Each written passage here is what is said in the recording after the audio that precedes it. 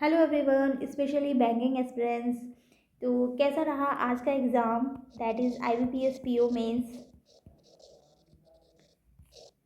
पहले तो मैं बताती हूँ कि इस एग्ज़ाम से पहले OICL असिस्टेंट और NIACL AO, ये दो एग्ज़ाम्स का रिज़ल्ट आया था और ये दोनों ही एग्ज़ाम्स में मेरा सिलेक्शन नहीं हुआ। और जिसकी वजह से एग्ज़ाम ये IBPS PO के एग्ज़ाम से पहले मेरा कॉन्फिडेंस इतना ज़्यादा डाउन हो गया था कि मतलब 2 दिन पहले ही आया था इसका रिज़ल्ट, तो बिल्कुल ही कॉन्फिडेंस नहीं आ रहा था पेपर में। और उसके बाद मेरा शाम को क्या हुआ कि मुझे ना अपना एडमिट कार्ड जो प्रीलिम्स वाला होता है वो ही नहीं मिल रहा था। एडमिट कार्ड जो प्री का था वो मुझे मिल नहीं रहा था और मेरा उसमें इतना टाइम इज़ लाइक मैंने 3 घंटे तो उसे ढूँढा होगा, लेकिन वो फिर भी नहीं मिला। एंड में मुझे FIR वगैरह ही लेकर जाना पड़ा। तो मेंस का एग्ज़ाम होता है तो हम सोचते हैं कि भाई कुछ गड़बड़ ना हो, पर इतना गड़बड़ हो रहा था ना कल से। और एग्ज़ाम में भी आज एग्ज़ाम जब था तो मेरा माउस जो था वो ठीक से वर्क नहीं कर रहा था। फिर मैंने उनको 2-3 बार बोला तो माउस चेंज करवाया मैंने। तो ये सब चल रहा था एग्ज़ाम में, तो बहुत ही बेकार। और एग्ज़ाम भी मतलब मैं बताऊँ तो मेरा उतना अच्छा नहीं हुआ। लेकिन पहले हम इसका क्या कहते हैं एग्ज़ाम पैटर्न देख लेते हैं एक बार, फिर मैं आपको बताऊँगी कि मेरा अटेम्प्ट कैसा रहा है। तो इसमें रीजनिंग आता है, और मतलब रीजनिंग है तो 2 मार्क्स वाले क्वेश्चंस होते हैं और 1 मार्क्स वाले क्वेश्चन होते हैं। 2 सेक्शन होते हैं, A और B मान लेते हैं, ठीक है। तो ये कितने क्वेश्चंस होते हैं? 20 क्वेश्चंस होते हैं, यहाँ पे क्वेश्चन लिखे हैं। ये भी 20 क्वेश्चंस होते हैं और ये ओवरऑल 60 मार्क्स के होते हैं, ठीक है। इसके लिए टाइमिंग हमें 50 मिनट्स का टाइम देते हैं। ये रीजनिंग था। इसी तरीके से क्वांट होता है जिसे DI भी बोलते हैं, तो इसमें भी A सेक्शन और B सेक्शन होता है। A सेक्शन मतलब 2 मार्क्स वाले, ओके। तो A सेक्शन में जो नंबर ऑफ क्वेश्चंस है वो 15 है और 1 मार्क्स वाले जो है हमारे पास 20 क्वेश्चंस रहते हैं। तो ओवरऑल हमारा 50 मार्क्स का रहता है ये, जिसके लिए हमें 45 मिनट्स मिलते हैं। फिर हमारे पास GA है। GA जो रहता है वो भी A और B मार्क्स का मैं बोलूँ तो 15 क्वेश्चंस A वाले मार्क्स सेक्शन से मतलब 2 मार्क्स के, और 20 क्वेश्चंस B वाले सेक्शन से रहते हैं। तो ओवरऑल ये 50 मार्क्स का GA रहता है, जो पहले ऐसा नहीं था पर इस बार था। और इस बार 25 मिनट्स का टाइमिंग था GA में। फिर आता है इंग्लिश।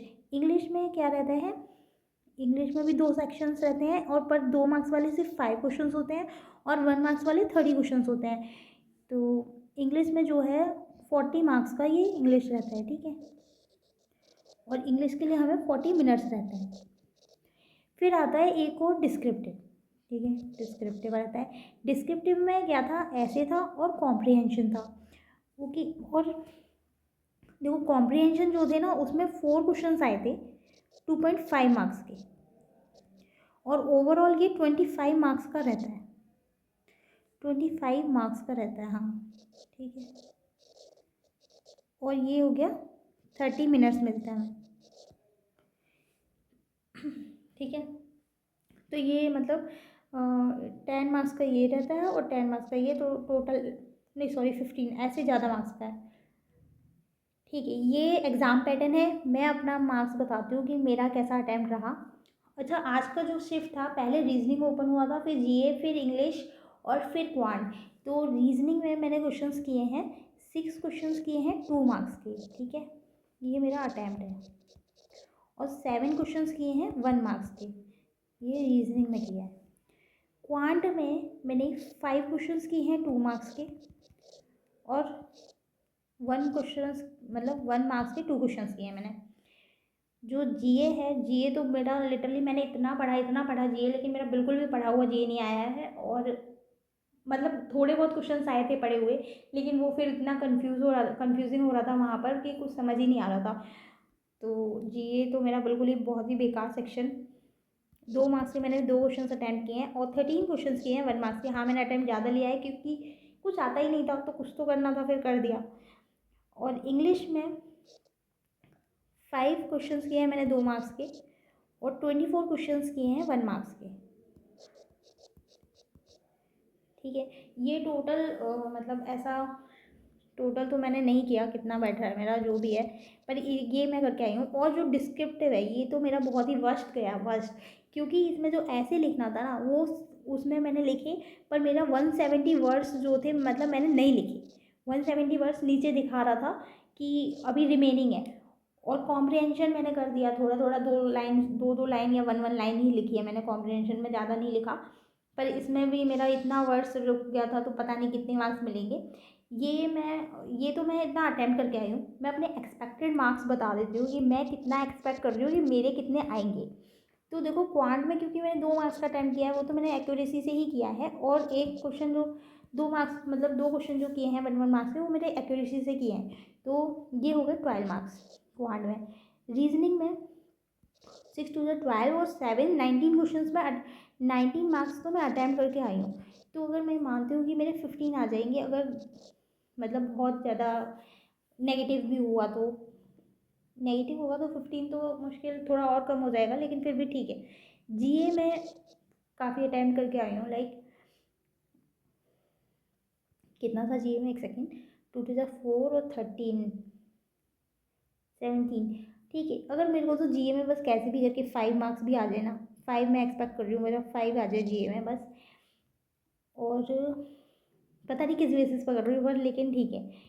अगर इंग्लिश में मेरा 34 मार्क्स का मैं अटैम्प्ट किया है, ठीक है, लेकिन मैं सोचती हूँ कि 24 मार्क्स आ जाए अगर किसी भी तरीके से नेगेटिव वगैरह होकर भी। डिस्क्रिप्टिव में तो भाई कैसे, मुझे नहीं पता, मुझे एक सेकेंड, हाँ डिस्क्रिप्टिव में तो मतलब मुझे कैसे भी वो 10 मार्क्स दे दे तो बहुत बड़ी बात है। 10 मार्क्स तो मुझे नहीं लगता कि मुझे मिलेंगे। कितने मार्क्स का है डिस्क्रिप्टिव हमारा, 25 मार्क्स का है, हाँ, लेकिन मैं एक्सपेक्ट कर रही हूँ कि किसी भी तरीके से 10 मार्क्स मुझे दे दें। तो मेरा कितना हो गया, 10 4 5 6 66 मार्क्स। 66 मार्क्स मैं एक्सपेक्ट कर रही हूँ कि मेरे 66 मार्क्स होंगे। अब जब रिजल्ट आएगा तो वी विल सी कि मेरा कितना मार्क्स बनते हैं। And let's let's keep reading. अभी तो IBPS क्लर्क क्लैरिकल वगैरह के रिजल्ट आएंगे और LIC वगैरह का रिजल्ट आएगा, तो ठीक है, उसके लिए पढ़ते रहिए और आप बताइएगा कि आपका एग्ज़ाम कैसा रहा। Thank you for watching.